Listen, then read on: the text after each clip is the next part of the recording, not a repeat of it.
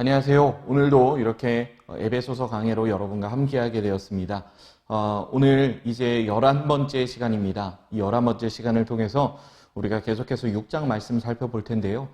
다음 주까지 이어지는 12강까지의 내용을 통해 여러분이 에베소서의 유종의 미를 거둘 수 있는 시간을 가지시기를 간절히 기도합니다. 그러면 이 시간 우리가 기도하고 시작하겠습니다.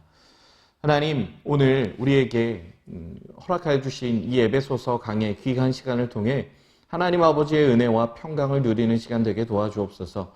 우리가 이 말씀을 붙들며 하나님의 살아계심을 선포하며 나아가는 귀하고 복된 시간 되기를 원합니다. 하나님께서 우리의 생각 가운데 함께하여 주심으로 우리가 읽고 배우고 노력하는 깨달으려 노력하는 이 말씀이 진정 우리의 삶이 되게 도와주옵소서. 함께 하실 주님의 이름을 찬양합니다. 감사합니다. 예수님의 이름으로 기도드립니다. 아멘. 우리가 오늘 살펴볼 내용은 챕터로 치면 이제 25와 26에 해당하는 그런 내용입니다. 말씀으로 치면 에베소서 6장 10절부터 17절까지 8구절에 해당하는 내용인데요. 그러다 보니까 지난주에 비해서 좀 말씀의 양이 그렇게 많은 편은 아닙니다. 그렇지만 우리가 이 안에서 또 살펴보면 굉장히 중요한 내용들이 많이 등장하기 때문에 여러분, 우리가 이 말씀을 통해서 함께 은혜를 누리며 에베소서를 우리가 더욱더 효율적으로 잘 이해하며 나아가는 귀한 시간이 되었으면 좋겠습니다. 그러면 여러분의 교재에 386쪽을 펴시거나 아니면 에베소서 6장 10절부터 13절 성경책을 펴셔서 이 말씀 우리가 함께 읽었으면 좋겠습니다. 에베소서 6장 10절부터 13절 우리가 먼저 챕터 25번째 읽도록 하겠습니다. 읽겠습니다. 시작. 끝으로 너희가 주 안에서와 그 힘의 능력으로 강건하여지고 마귀의 간계를 능히 대적하기 위하여 하나님의 전신갑주를 입으라. 우리의 씨름은 혈과 육을 상대하는 것이 아니요 통치자들과 권세들과 이 어둠의 세상 주관자들과 하늘에 있는 악의 영들을 상대함이라. 그러므로 하나님의 전신갑주를 취하라. 이는 악한 날에 너희가 능히 대적하고 모든 일을 행한 후에 서기 위함이라. 아멘. 이제는 사도 바울이 우리가 이 세상을 살아가며 여러 가지 관계적인 이야기를 하고 이 세상을 살아가는 우리의 삶이 뭔가 전쟁과 전투가 계속해서 이어지는 삶이라고 말합니다. 사실 우리가 겪는 모든 관계도 우리가 겪는 이 세상 속에서의 영적인 전투의 일종이라고 할 수 있습니다. 그렇기 때문에 우리가 늘 기억해야 할 것은 우리가 누구와 어떤 관계를 맺든 누구와 어떤 관계 속에서 살아가든 내가 어느 공동체에 속하든 내가 무슨 일을 하든 우리가 정말로 중요한 건 우리의 속한 모든 싸움은 혈과 육의 싸움이 아니라 전부 영적인 전투다. 물론 그렇다고 해서 인간의 책임이 없다는 것은 아니지만 인간의 책임 이면에 사람을 충동하고 악한 영의 지배로서 사람을 계속해서 사람을 통해 악한 역사를 하는 마귀의 일이 있다는 것을, 사단의 일이 있다는 것을 우리가 기억해야 한다는 것입니다. 그런데 여러분, 제가 주기도문 설교를 통해서 말씀드렸듯이 유대인이 생각하는 하늘의 관념을 통해서 저는 이런 말씀을 드렸습니다. 유대인은 하늘이 총 3개의 층으로 이루어졌다라고 생각을 하는데, 첫 번째는 가시적인 하늘, 우리 인간의 힘과 능력이 도달하는 하늘, 둘째는 사단의 권세가 미치고 있는 하늘, 그리고 셋째 하늘은 하나님의 능력이 지배하는 하늘입니다. 그렇기 때문에 우리의 무슨 노력이나 우리의 무슨 힘으로든 우리는 사단의 권세를 등이 깨트릴 수 없습니다. 우리가 노력한다고 우리를 날마다 찾아오는 죄의 유혹을 이길 수도 없고 날마다 넘어지는 나 자신을 우리는 스스로 일으킬 만한 능력이 없다는 것입니다. 여러분, 그렇다면 우리가 승리하려면 어떻게 할까요? 바로 셋째 하늘에 계신 하나님을 의지해야 둘째 하늘에 있는 그 사단의 능력으로부터 우리가 자유로워질 수 있다는 것입니다. 그렇기 때문에 여러분, 우리가 우리가 영적인 전쟁의 핵심은 나의 능력을 최대한으로 이끌어내는 것이 아니라 나의 능력이 아닌 하나님이 이미 내게 선물로 주신 것들을 최대한 활용하는 것이다 라는 것을 우리가 기억해야 할 것입니다. 여러분, 우리가 칭의라는 개념을 로마서를 통해서 배우지 않았습니까? 우리는 사실 의롭지 않은데 하나님이 나를 의롭다고 말씀해 주신다. 하나님이 나를 의롭다고 여겨주신다라는 개념을 제가 칭의라고 설명을 드렸습니다. 칭의라는 이 개념이 왜 중요하냐면 우리 안에 없는 의로움을 하나님이 선물로 우리에게 의로움을 주셨고 우리에게 선물로 주신 예수님의 그 의로움으로 말미암아 우리로 하여금 구원을 주셨기 때문입니다. 우리는 스스로를 구원할 능력이 없을 때 하나님께서 우리에게 선물로 주신 그 의로움으로 말미암아 우리가 구원에 이를 수 있게 되었다면 우리가 이 세상을 살아가는 영적인 전투에서 이길 정말로 중요한 힘의 비결은 뭐냐면 우리 안으로부터의 힘과 능력이 아니라 하나님이 내게 부어주신 힘과 능력으로 말미암아 우리가 모든 영적인 전투에서 승리할 수 있다는 것입니다. 바로 칭의를 우리에게 허락해 주시는 하나님의 그 구원의 원리와 비슷한 것이다 라는 측면으로 우리가 생각해 볼 수 있다는 겁니다. 그러면 우리가 한 절 한 절 좀 살펴보도록 하겠습니다. 이 시간 제가 늘 그랬듯이 몇 주 전부터 그랬듯이 제가 세번역 성경을 통해서 한 절 한 절 살펴보겠습니다. 10절입니다. 끝으로 말합니다. 여러분은 주님 안에서 그분의 힘찬 능력으로 굳세게 되십시오. 여러분 개역개정 성경에서는 우리가 강건하여진다라고 말하는데 이 강건하여진다, 강건함의 문제는 우리가 이 세상에서 이제 강인한 어떤 그런 삶의 태도를 가지는 것, 우리가 마치 전쟁에 나가는 어떤 군인과 같이 우리가 힘이 나고 우리가 그 힘을 통해서 전쟁에 승리할 수 있는 어떤 그런 기력을 갖는 것을 의미하겠죠.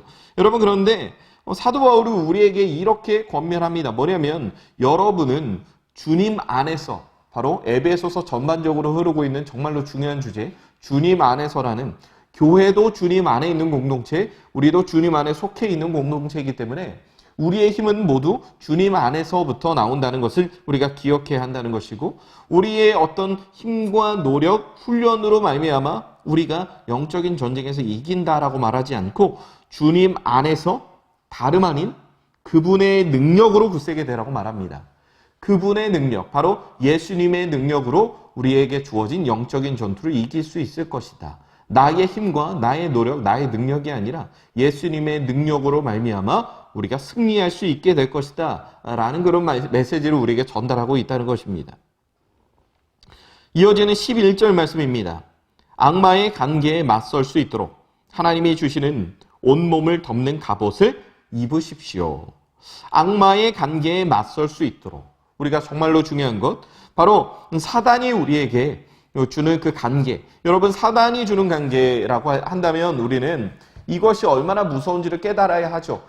이 책에서도 언급하고 있지만 그 아담과 하와가 죄를 지을 만한 의도와 목적과 생각이 전혀 없는 상황에서 그들을 범죄케 한 것이 바로 사단의 관계입니다.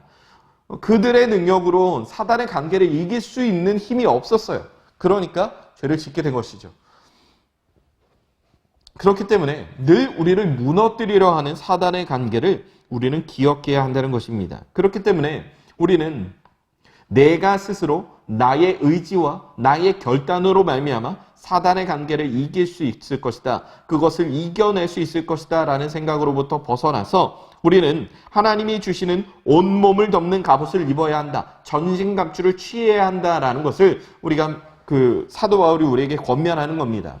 우리의 스스로 힘이 아니라 제가 아까도 칭의에 대해서 말씀드렸죠. 칭의는 특징이 뭐냐면 우리 안에 있던 의가 아니라 밖으로부터 우리에게 전해지는 의로 우리가 의롭게 되었다는 거죠. 바로 예수님의 십자가를 통해서 우리에게 주어진 의입니다. 그것을 신학적인 용어로 의를 주입했다. 우리에게 없던 의가 우리에게 주입됐다라고 말하는데요. 바로 이 갑옷을 입는다는 것도 마찬가지의 개념이죠. 우리에게 갑옷이라는 것이 없었잖아요. 그런데 우리가 그 갑옷을 입으면 비로소 전쟁에서 싸울 수 있는 힘이 생기고 더불어 우리가 승리할 수 있는 능력이 우리에게 생긴다는 겁니다. 우리로부터 나오는 것이 아니라 그 갑옷의 능력으로 말미암아 우리가 이길 수 있다는 것이죠. 그러면 계속해서 12절 말씀 보도록 하겠습니다. 우리의 싸움은 인간을 적대자로 상대하는 것이 아니라 통치자들과 권세자들과 이 어두운 세계의 지배자들과 하늘에 있는 악한 영들을 상대로 하는 것입니다. 여러분 우리가 생각해 봤을 때 정말로 중요한 건 우리의 싸움은 우리의 혈과 육이 아니다. 즉 인간을 적대로 상대하는 것이 아니다라는 말씀을 우리가 먼저 주목해서 봐야 할 필요가 있습니다. 이 책에서도 말씀하시기를 베드로가요, 예수님의 어떤 순환 예고, 예수님이 이제 십자가에 못 박혀 돌아가실 것이다 라고 하는 그 순환 예고에 대한 반응을 베드로가 어떻게 하나요? 예수님을 끝까지 지키고 예수님이 절대 죽지 않게 하겠다라는 그 되게 어떻게 보면 인간적으로 봤을 때 의로운 그 모습을 통해서 예수님을 지키겠다고 하는 베드로에게 뜨거운 열정과 의지를 사단이 이용을 하는 거죠. 그러면 예수님이 뭐라고 말씀하시나요? 사탄아 물러가라 라고 말씀하시죠. 베드로야 네가 잘못 생각했어가 아니라 사탄아 물러가라. 즉 사탄이 베드로를 통해서 예수님을 충동하고 있는 겁니다. 그런데 예수님은 그 시험으로부터 이겨내시고 베드로의 정신을 차리게 하는 거죠.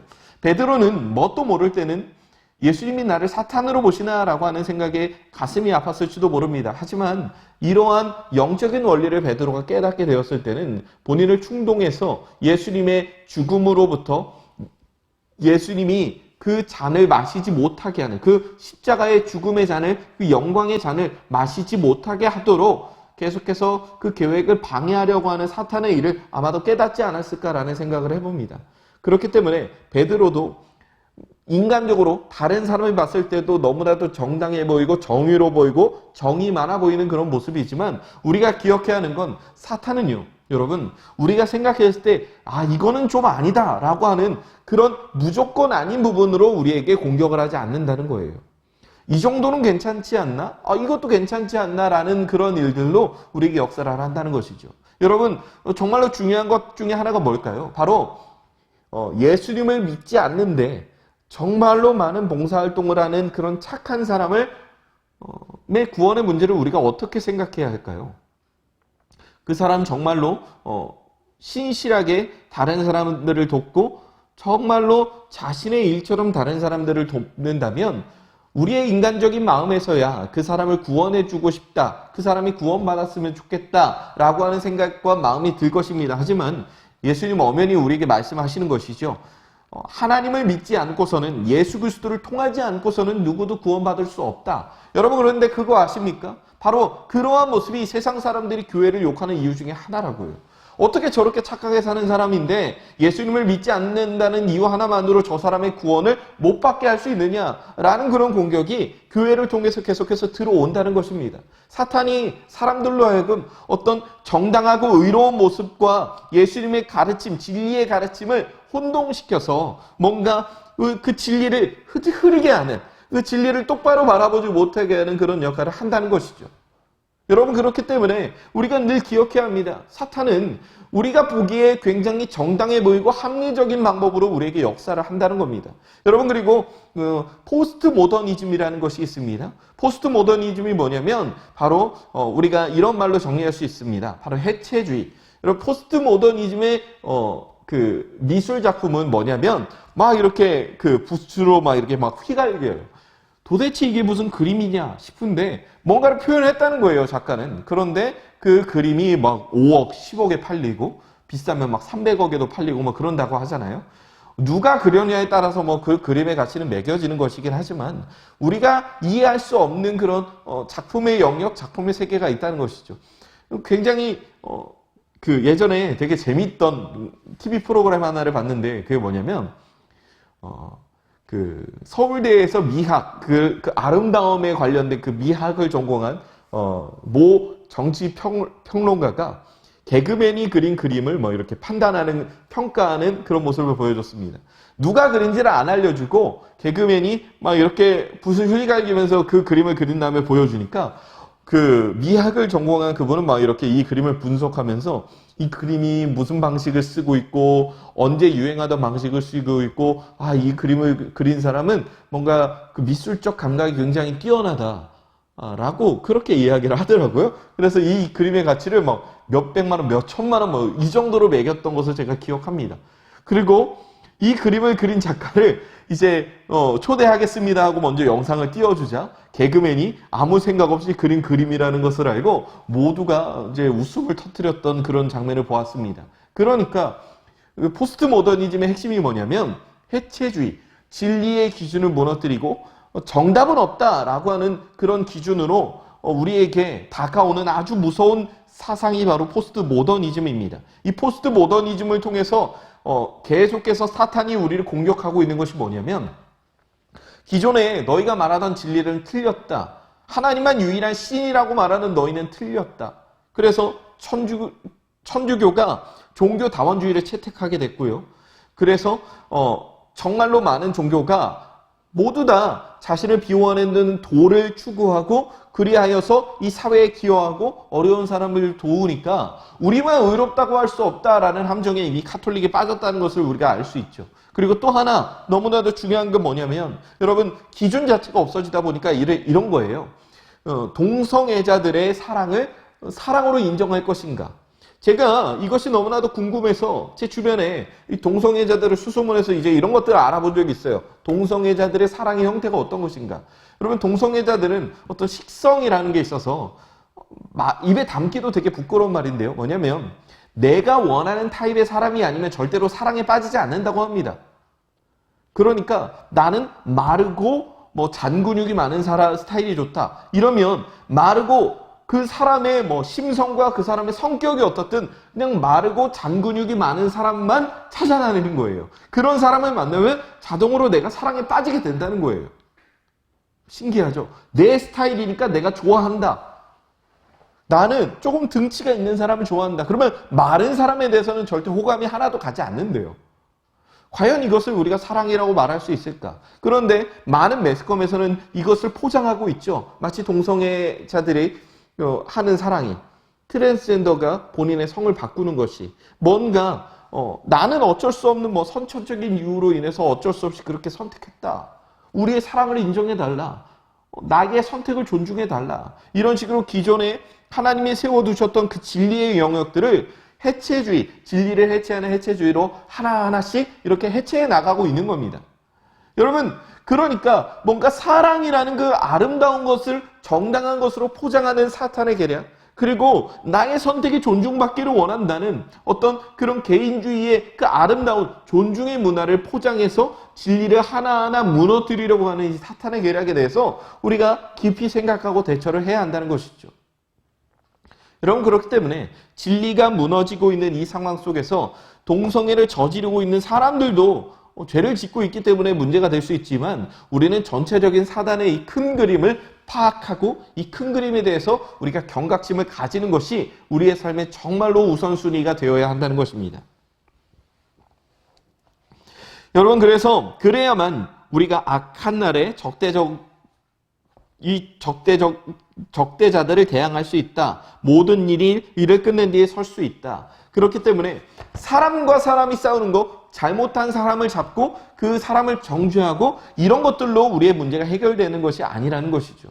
지금 사탄이 이 세상에서 기독교, 그러니까 성경이라는 이 진리의 말씀을 하나하나 지우고 하나하나 무너뜨리려고 하는 이 전략을 우리가 기억해서 우리는 이럴 때일수록 우리가 편협하다는 욕을 들을지언정 이 진리를 진리다, 이 진리만이 유일한 진리다라고 하는 이 사실을 우리가 선포하며 나아가고 더욱더 말씀을 공부하고 우리의 말씀을 우리 다음 세대에게 공부시켜야 한다는 것입니다. 이어지는 14절입니다. 14절, 이어지는 14절부터 우리가 다시 읽어야 될 것 같은데요. 여러분의 교재는 바로 398쪽을 펴시면 되고요. 26번째 챕터를 보도록 하겠습니다. 말씀은 14절부터 17절을 펴주시면 되겠습니다. 우리가 이 말씀 다 같이 합독하 계시겠습니다. 시작. 그런즉 서서 진리로 너희 허리띠를 띠고 의의 호심경을 붙이고 평안의 복음이 준비한 것으로 신을 신고 모든 것 위에 믿음의 방패를 가지고 이로써 능히 악한 자의 모든 불화살을 소멸하고 구원의 투구와 성령의 검 곧 하나님의 말씀을 가지라. 그래서 우리가 하나하나 좀 말씀을 생각해보며 살펴보기를 원합니다. 그래서 우리가 이 세상에 사탄의 그런 계략들을 인간과 인간의 싸움, 우리 눈에 보이는 혈과 육의 싸움이 아니라 우리 눈에 보이지 않는 영적인 전투를 하기 위해서 우리가 갖추어야 할 전신갑주가 무엇인가? 우리의 갑옷이 무엇인가라고 하는 것을 우리가 하나하나 좀 살펴보기를 원합니다. 첫 번째로는 진리의 허리띠로 허리를 동이라고 말합니다. 구약 성경을 보면 허리에서 생명의 근원이 난다라고 말하고 있어요. 그러니까 우리의 생명을 지탱하는 가장 힘이 들어가는 것이 바로 우리의 허리라는 것이죠.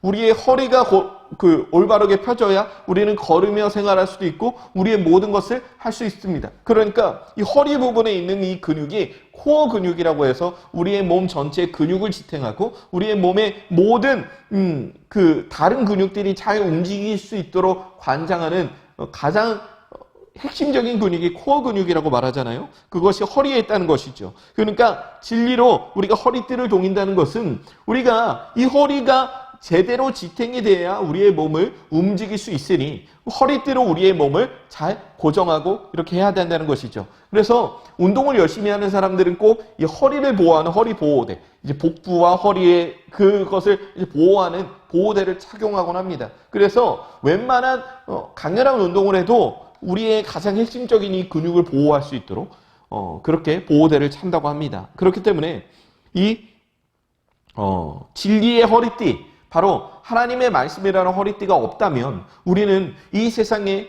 우리에게 계속해서 이 진리를 무너뜨리려 공격하는 포스트 모더니즘의 사탄의 계략에 있어서 우리가 무너질 수밖에 없다는 것이죠. 우리 자녀 세대가 거기에 이미 취해 있고 이미 거기에 빠져 있습니다. 여러분, 우리 중학교 그리고 초등학교 자녀들에게 물어보세요.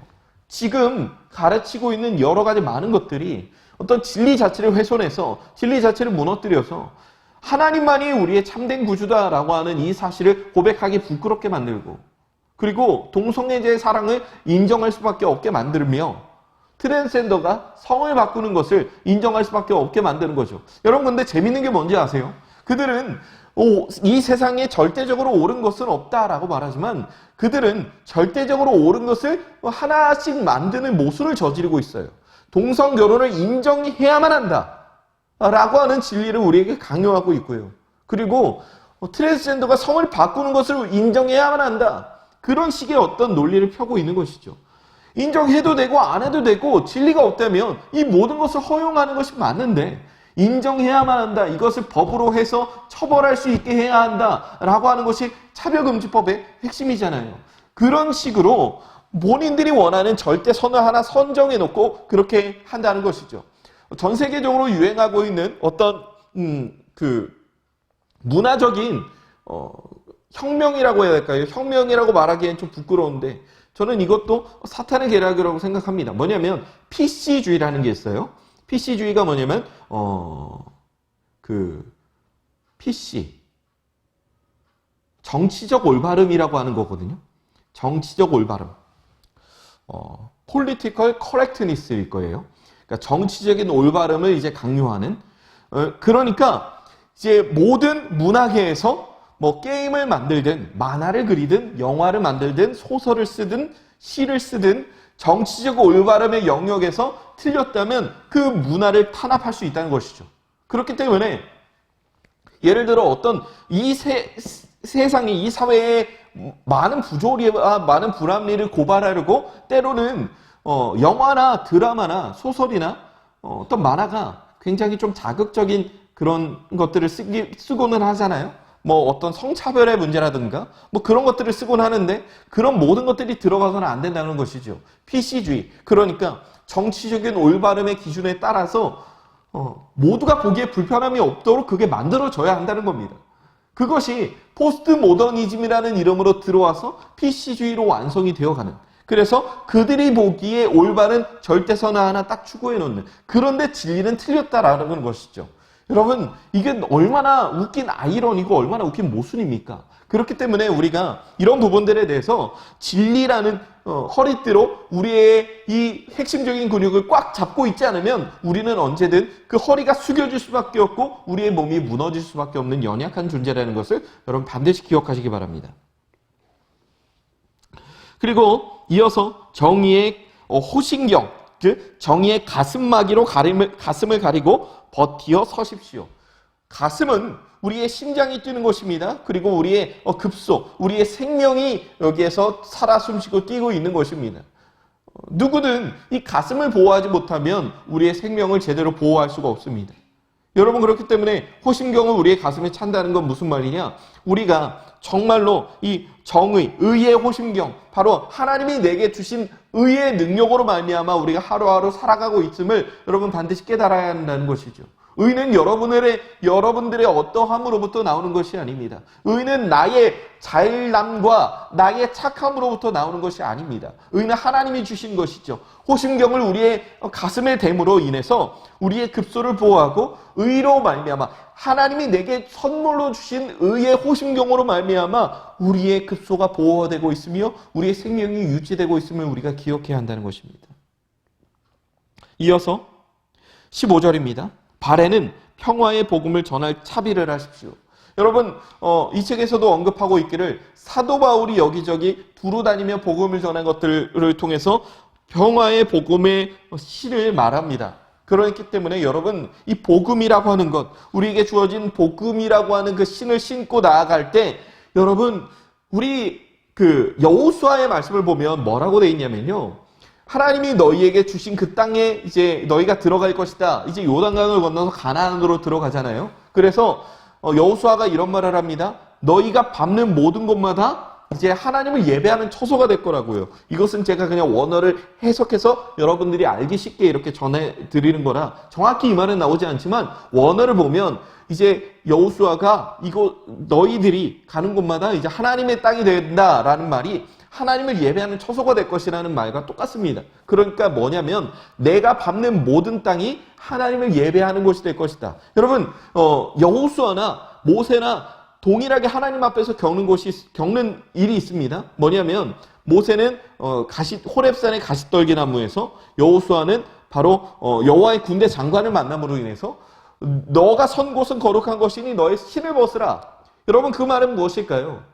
나의 인간적인 세상적인 신을 벗어버리고 우리는 하나님이 선 곳에 마땅한 신을 신음으로 우리의 밟는 모든 것이 하나님의 거룩한 땅이 될 줄로 우리가 믿음으로 취해야 한다는 것이죠. 그렇기 때문에 복음의 신은 무엇을 뜻하냐면 나의 복음의 능력, 하나님이 내게 주신 복음의 능력이 내가 밟는 땅마다 임할 것을 우리가 믿음으로 고백하며 선포하며 나아가야 한다는 것입니다.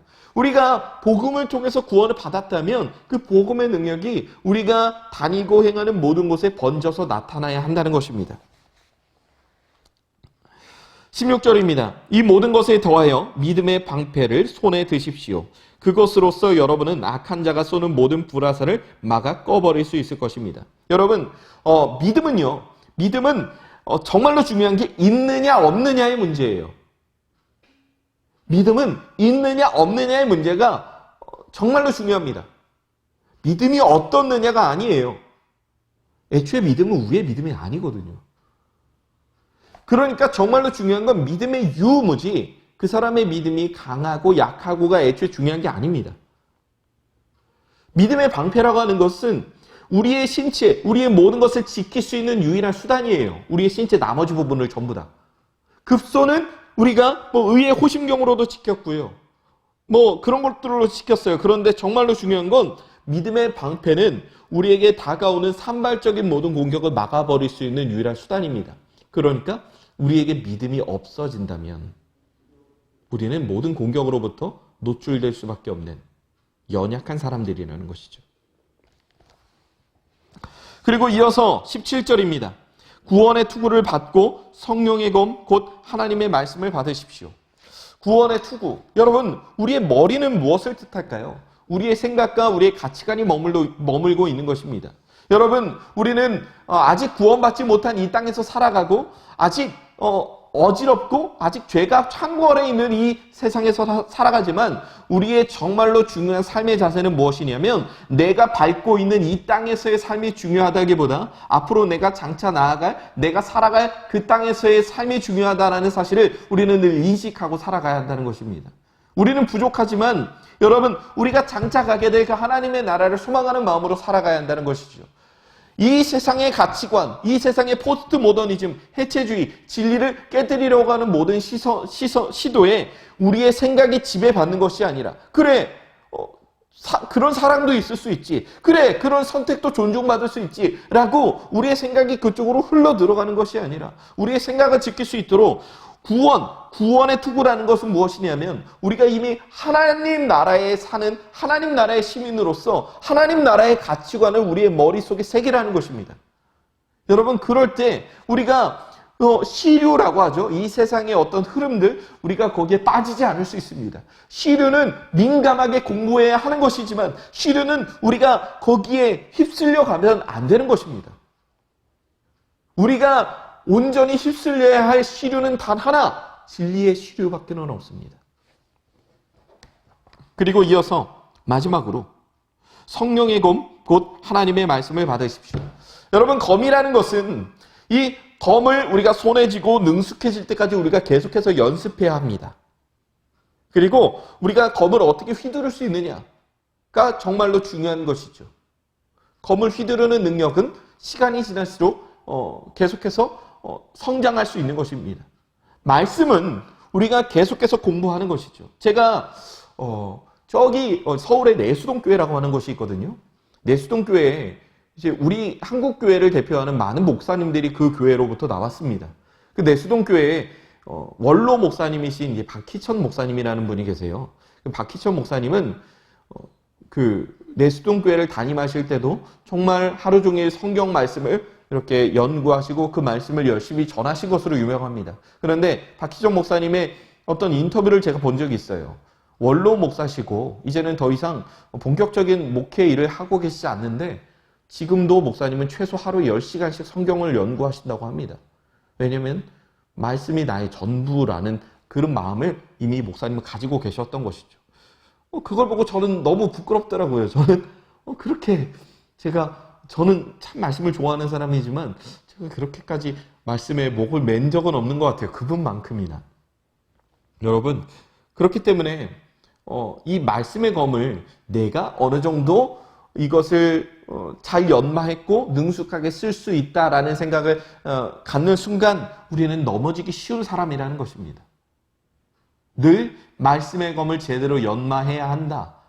제가 검도르라는 친구가 있었어요. 그런데 그 검도르라는 친구가 검도를 잘하기 위해서는 그냥 단순한 아주 반복적인 이 행동을 꾸준히 해야 한다고 하더라고요. 이렇게 그 기본 자세, 그 목검을 이렇게 뒤로 해서 이렇게 뻗는 거. 이거를 똑같은 강도로 똑같은 힘으로 계속해서 뒤로 했다가 앞으로 했다가를 해야 한답니다. 그러니까 이것이 잘 돼야 다른 동작이 수월하게 잘 될 수 있다라고 이야기를 하더라고요. 기본기. 내가 아무리 고수의 반열에 올랐다고 해서 연습하지 않으면 안 된다는 것이죠. 지금도 훌륭한 피아니스트들은, 그리고 훌륭한 음악가들은, 훌륭한 운동선수들은 자신의 훈련을 게을리하지 않아야 자신의 실력이 유지되고 오히려 더 진보할 수 있다라고 생각합니다. 이 세계 인류의 반열에 오른 선수들은 전부 다 자신의 내가 실력이 정점에 올랐다고 해서 그때부터 나태해지는 것이 아니라 그때부터 계속해서 끊임없이 노력을 하는 것이죠. 우리나라에 굉장히 무리를 일으켜서 많은 욕을 먹고 있는 축구 선수가 있죠. 바로 호날두라고 하는 선수입니다. 포르투갈의 호날두. 지금 이탈리아에서 뛰고 있는 선수인데요. 제가 그 선수를 보고 정말로 존경했던 게 뭐냐면 슈퍼스타가 되었고 세계 최고의 선수로 뽑힌 이후에도 그 누구보다도 일찍 훈련장에 나왔고 그 누구보다도 늦게 훈련장에서 집으로 돌아갔다고 합니다. 그리고 집에서도 열심히, 집에 들어가서도 계속해서 축구 연습을 하고 축구 상상을 하고 축구에 대한 시뮬레이션을 돌린다고 합니다. 그래서 저와 이제 그 호날두가 동갑이에요. 믿지 않으시겠지만 저와 그 호날두 선수가 동갑입니다. 그런데 여러분, 그 호날두 선수는요, 지금 신체 나이가 20대 초반이라고 합니다. 대단하죠. 그만큼 되기 위해서 얼마나 끊임없는 노력을 했을까요? 말씀이라는 것이 사실 그렇습니다. 저 같은 목회자, 저 같은 설교자가 나는 이제 말씀을 알았으니까 어떤 말씀을 그냥 척하면서 이렇게 전하면 되지. 근데 저는 설교를 준비할 때마다 그 처음에 그 막막한 감정이 너무 힘들어요. 왜냐하면 이 말씀을 그냥 나의 생각대로 전하는 것이 아니라 하나님이 내게 주신 마음을 통해서 전해야 하기 때문에 항상 이 말씀을 계속해서 끊임없이 연구하고 생각해야 겨우겨우 설교 한 편이 겨우겨우 나온다는 것을 저는 스스로 잘 알고 있거든요. 여러분, 그렇기 때문에 우리의 삶에서 정말로 중요한 것, 우리가 전신갑주를 취함과 동시에 전신갑주는 취하는 것이지만 말씀의 검, 성령의 검은 하나님의 말씀을 계속해서 배우고 깨닫고 연마함으로 인해서 우리의 삶에 능숙해야 한다는 것입니다. 다른 것들은 무언가로부터 나를 지켜내는 방어의 도구이지만 유일하게 말씀의 검만 우리가 무언가를 공격할 수 있는 도구라는 사실 여러분 기억하시기 바랍니다. 다른 것들은 방어의 도구니까 내가 그것을 차고 있느냐, 내가 그것을 제대로 입고 있느냐, 내가 그것을 제대로 손에 들고 있느냐의 문제이지만 말씀의 검은 내가 그 검을 얼마나 잘 연마했고 얼마나 잘 관리했고 얼마나 평소에 칼을 잘 갈았고 그 칼을 휘두를 수 있는 연습을 잘 했느냐의 문제가 우리의 삶에 정말로 중요하다는 것 여러분 기억하시기 바랍니다. 지금 이렇게 에베소서 강해를 통해서 말씀을 연마하고 계신 여러분의 모든 이 훈련의 여정을 축복합니다. 그리고 앞으로도 여러분이 이러한 어떤 훈련에 대해서 게을리하지 아니하시고 계속해서 말씀의 검을 여러분의 삶 속에서 연마해 나갈 수 있는 귀한 여러분의 삶이 되기를 축복합니다. 그래서 우리의 모든 삶이 하나님이 우리에게 주시는 전신갑주를 취하고 입고 연마함으로 우리가 보이지 않는 영의 싸움에서 이길 수 있는, 승리할 수 있는 저와 여러분이 되시길 이 시간 주님의 이름으로 축복합니다. 기도함으로 마치겠습니다. 하나님, 이 시간 우리가 온전히 하나님이 우리에게 주신 이 말씀을 통해서 전신갑주를 우리에게 주시는 이 말씀을 통해서 우리가 이 세상에서 보이지 않는 영적인 전투를 해나가야 하는 영적인 존재라는 사실을 깨닫게 하시니 감사합니다. 하나님, 우리의 삶 속에 하나님의 말씀의 검을 늘 연마하기를 원합니다. 하나님의 전신갑주를 늘 취함으로 우리가 그것을 잊지 않고 차고 있고 잊지 않고 우리가 잘 입고 있기를 원합니다. 그래야 하여서 우리 눈에 보이지 않는 영적인 전투에서 늘 승리할 수 있는 우리 모두가 되기를 주님 함께하여 주시고 축복하여 주옵소서. 함께하실 주님의 이름을 찬양합니다. 감사합니다. 예수님의 이름으로 기도드립니다. 아멘.